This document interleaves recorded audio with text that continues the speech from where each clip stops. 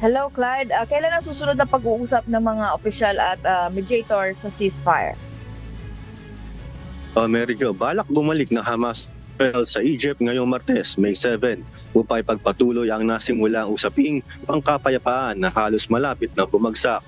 Bagamat nanatiling deadlock ang dalawang panig sa issue ng pagwawakas ng digmaan, nagbigay ang Israel ng paunang pagsang-ayon sa mga tuntunin kasama ang pagbabalik ng nasa 20 to 33 hostages kapalit ng pagpapalaya ng daan-daang Palestinian prisoners at ceasefire sa loob ng ilang linggo.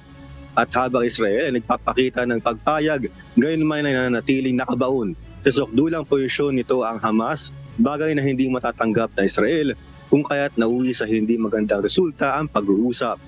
Samantala, tumungo ng Doha, Qatar si US CIA Director William Burns para sa isang emergency meeting kasama ang Prime Minister ng Qatar sa layuning mahikaya at mapuwersa ang Israel at Hamas upang may pagpatuloy ang negosasyon. Balik sa iyo, Mary Jo. Umaasa, Clyde, ng pagkakasundo, pero sakaling hindi pa rin magkasundo ang dalawa sa kondisyon, at ano naman ang hakbang na gagawin ng Israel, Clyde?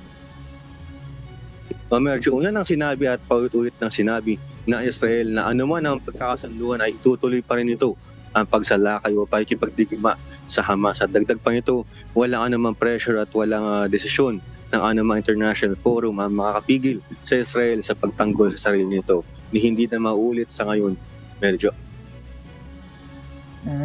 Yun, abangan natin yan, Clyde. Salamat, Clyde Singka, mula dyan sa Los Angeles, USA.